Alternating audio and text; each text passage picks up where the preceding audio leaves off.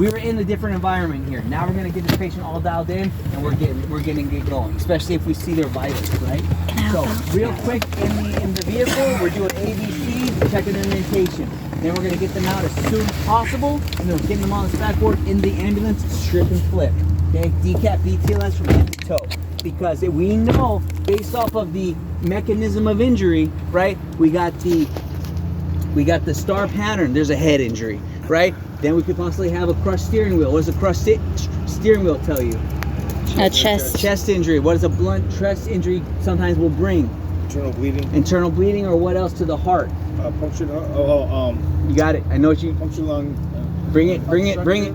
Obstructive shock, which is also known as, there's what from obstructive shock? Pneumo. Close. It could be, Yeah. right? But I'm thinking something else. It's got muffled heart tones. You're gonna see JVD. Pneumothorax. Oh, is it when the sac gets filled up with the blood? Cardiac tamponade. Oh. Yeah, no, good. Yeah. Obstructive shock, you got it, man. Because that is part of the obstructive shock, because it's obstructing the heart from doing its job, right? So, yes. Would we take vitals when they're in the car, or You no? could, depending on how much time and that time, and also depending on like how many people, because it's going to be that packed. Manpower. Yeah. So it's going to be a lot of people there in a short amount of time in a short area, in a very small area. I would take vitals after the fact. Like once they're in the ambulance, that's when I would give vitals. Okay. And then, well, obviously you do CPR, but if they have C's or C-spine or whatever, you'd still do CPR. Just Yeah. If we show up, so Aaliyah asked a very good question. If they are in here and they are in need of CPR, meaning no breathing, no pulse, do we have to do C-spine? No. That's a rapid get them out of the vehicle. All right. That's the same. Remember, guys, nothing changes just because you're in a vehicle. If this patient was between a toilet and a bathtub and they were no pulse, no respiration, we'd still have to move them to do CPR, right? As we talked about last class, get your patient to a bigger area so you could do your job. So if they're not breathing, there's no pulse, get them out, start CPR. Do I got to C-spine them? Negative. CPR takes precedence on that one, right? All right. Cool. ABCs, and then of course decap BTLS, right? While we're doing CPR, we'll also look to see if there's any major hemorrhaging that we need to take care of, right? March, right? But CPR takes priority. If they have this head, do we need to stop them? So, good question. It's going to be based on protocol. Okay, based on local protocols, because you may have to get this patient just onto the gurney, and then they take the backboard out. Oh, okay. You just Okay. use it to. It's usually used as a transport, because what we were finding out is that people were we're putting people on backboards, Yeah. and doctors had to clear them. So it was a 6 to 8 hour wait on a backboard. That Alright? sucks. And it's for like someone who is a elderly female with kyphosis. Remember we talked about the hunchback? Yeah. That's gonna hurt grandma. Yeah. That's gonna hurt her. All right, we don't want to do any more harm. So we're gonna pad her. We're not even really dealing with padding, especially in a rapid trauma. We're just getting them on here and then getting them on this, taking them off, and then going. So you would slide this out from under them? Yep, you slide it out, not from under, but from under. But I would even go. I drop this, and then someone holds C-spine, and then I would just slide it out. Okay. Okay. All right. So when it comes to vehicle extrication, even though you will be on an ambulance, you will also have PPE. So you will have jackets to wear. You will have helmets to wear. Also, you will have eye protection. Glass will be flying everywhere. So it's good to have that eye protection and good gloves too, because some of you guys may know, that glass goes everywhere and it gets in everything. Okay, and it cuts. You not think this little like square piece of glass cuts, but it cuts. So you have to have the right PPE. And you will be cleaning glass out of every piece of clothing you have for the next week after the fact. All right, so you got to be aware of that. Okay, so like I said, nothing really changes, just how we come up to the vehicle. All right, so remember, outer circle, inner circle. Then we're gonna make into the patient, into the way of the patient, because you want to get a game plan. How is this vehicle made? What vehicle is this? Yeah. All right, because Teslas are made way different than this BMW. Yeah. All right. All these different things are made different. Okay, so you have to see, what am I dealing with? Because in like a Honda Insight, the battery's in the back. The Priuses, right, they have batteries in the back. Hybrids will have batteries in the back. So don't try to open that to disconnect when you got to open it from the back side. Okay, so there's all these different things you got to take into consideration, and that's also part of your continuing education is learning about the different cars and how they work, and also some of the issues that are being dealt with. So, like for instance, a very strong. So these are called pillars. They have A, B, and C posts. Okay, and these are what you will cut. These are what the fire department comes and cuts. But we have to be careful with that because as we're in there holding C-spine, and if they go and cut, they may cut the squib, and the squib is like that explosive device that lets the airbag deploy, or even the tensioner for the seatbelt. Oh, Okay, so you have to be. Okay, so you have to be aware of that. Okay, so as you're in there, like watch where they're cutting because usually they gotta cut up. We gotta cut up high now. Okay, and we gotta get a game plan like what's going on. And usually there's one person. Okay, one person in charge because anybody heard that saying? Too many chefs in the kitchen. Yeah, too many chiefs in the whatever it's called, tribe. Chiefs in the department, right? I know where you're going. So one person should be in charge, okay? Because if not, it's going to go. Everyone's going to have their opinion. We should do this. We should do that. We should do this. No, one person's got a white helmet or the incident commander, and they'll decide, hey, we're going to do this, right? But they will take into things other considerations because listen up. As much as I tell you how things go. Right? Who's played football and knows what an audible is? Right? You guys know what an audible is? So in football they have a playbook, and in this playbook they go by like they'll say, hey, we're gonna do the 1, 2, 3 play, the 3, 4, 5 play, all these different plays that are all mapped out. An audible is when you have to go basically off the playbook, and that is what happens. Sometimes you have to go off the playbook. All right. So I can tell you we're just gonna open this door and take this patient out, but sometimes that might not work. So you may have to. I've had to. Dude. You've been looking for those. Yeah. Somebody found my AirPods. Oh, put them in my car. Drop something too on the ground.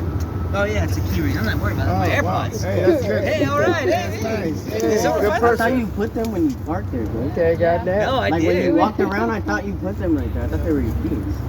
No, wow, dude. All this time. Dude, there's good people to talk to, man. I love it. I love You know it. what? I was driving around with my phone on the hood of my Are they in there? Oh, yeah, good point. Yeah. Oh, yeah. Okay, Good. Okay. Oh, never mind. There's that.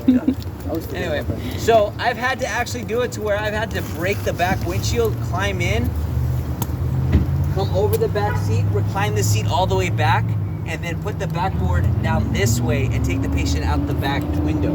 Yeah. So there's audible. There's different ways that things can be done. So it's just having to be aware of that. All right. So as we talk, right?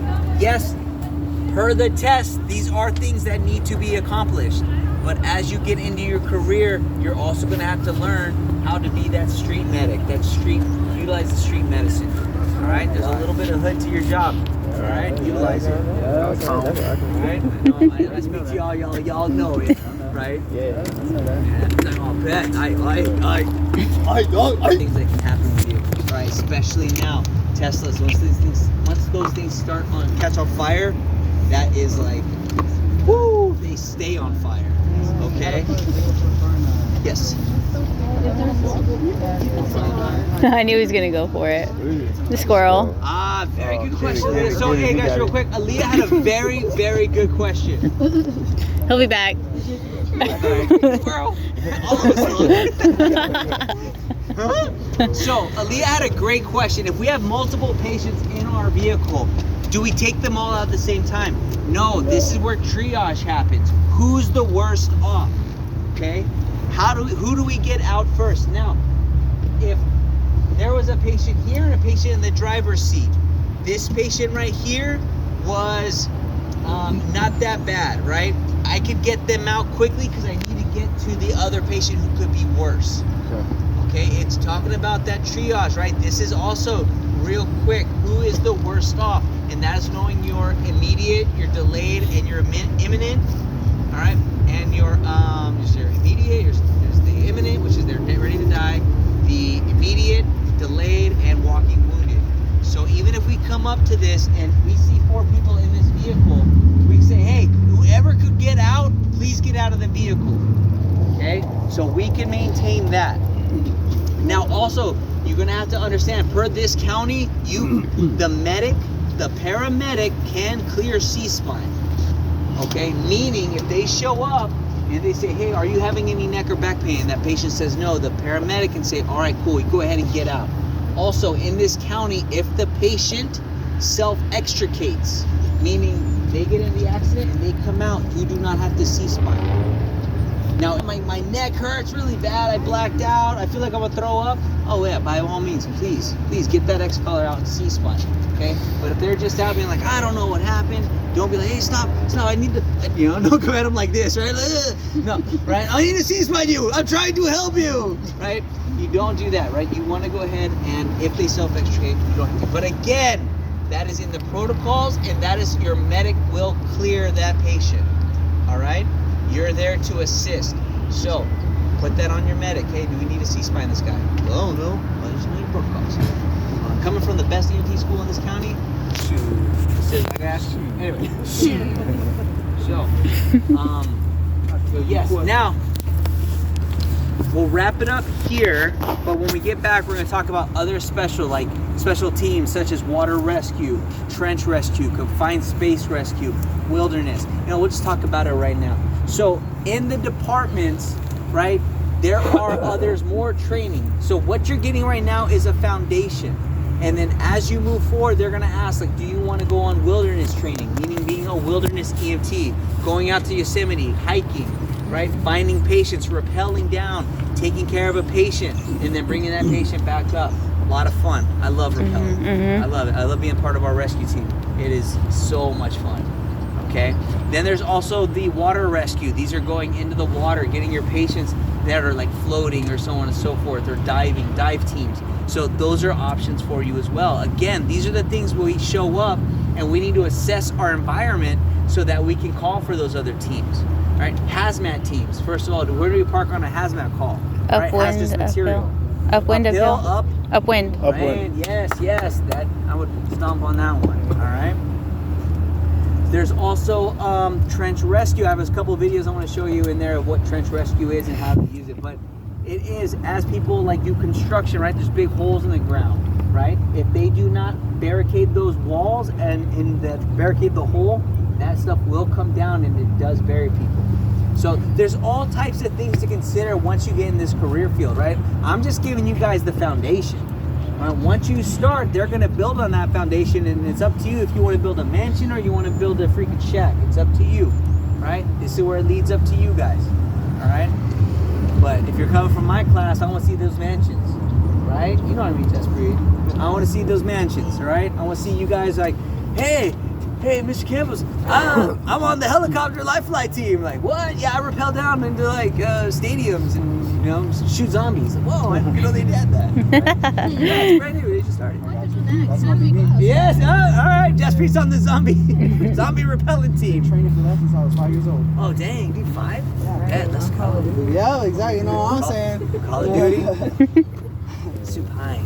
In Supine. I remember That's that. exactly how I learned. I remember. Remember? Yeah. So there is a lot to think about when you come into a vehicle, right? Mech and an injury. And then also remember when we get into our trauma, right? The trauma centers. If there is a pregnant patient, she's going to a trauma center. This is where we need to know where our trauma centers are. Also, if there's more than 12 inches of inclusion into the vehicle, meaning this door is now 12 inches in, that means there was a high impact. So with a high impact means with a high index of suspicion. So that means that someone could be hurt. If one passenger dies in this vehicle, everybody else goes to the trauma center. Okay, because the fact that vehicle was hit that hard that someone passed away. Okay. Also, if the patient has 2 or more long bone fractures, if 2 femurs are broken, that patient goes to a trauma center. Okay, so these are those little nuances you need to understand. So when you arrive on scene, right? Scene safe, PSI, number of patients, additional resources, mechanism injury, high speed impact. Let me go through. Let me check it out. Okay. So again, right? And we can all do this as we're coming up to the scene. So real time, right? I come up to a crash. First things first, I'm looking at the patient. Now I'm gonna go to the rear of the vehicle first Because what happens if I go to the first and our patient has a cervical neck injury? What happens when you see someone walk in front of you? They turn. Yeah, you're gonna do a quick turn, right? Yeah, Like, yeah. what's going on, right? And is that gonna hinder or help our patient? Hinder. Hinder, because Yeah. if they're dealing with a C-spine, that's gonna hurt them. So I like to go around the rear, and then I'll go around, and then also tell them, hey, we're on scene, we're gonna take good care of you. I just gotta do a couple things first. We're gonna get right on it. All right, big picture to small picture. Yeah, I want to sneak up on them. Which You one? don't want to make them look right, but just scare them. Yeah, just sort of. Ah! Just check if you're with. Check if you're responsive. It's like, ah! Yeah. Oh, bad joke. So, all right. Yes, ma'am.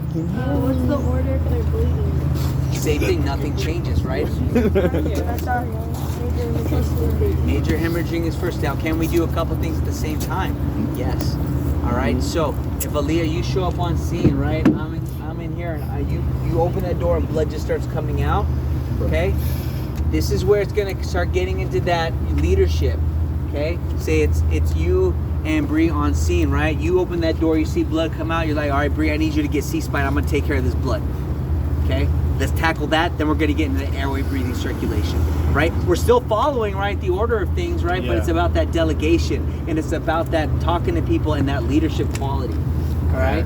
Because let me tell you this for sure, people love being told what to do. Right? I know it sounds weird, but yes, people want a job. People want to feel supported. People want to feel like they're a part of something. Right? That's why if you ever pull up to a scene, you're gonna see like bystanders be like, "Hey, yeah, how can I help? I did that. I did this." Right? Because they want to be a part. You're like, hey, great, thank you so much. Hey, do you mind just kind of keeping the people away?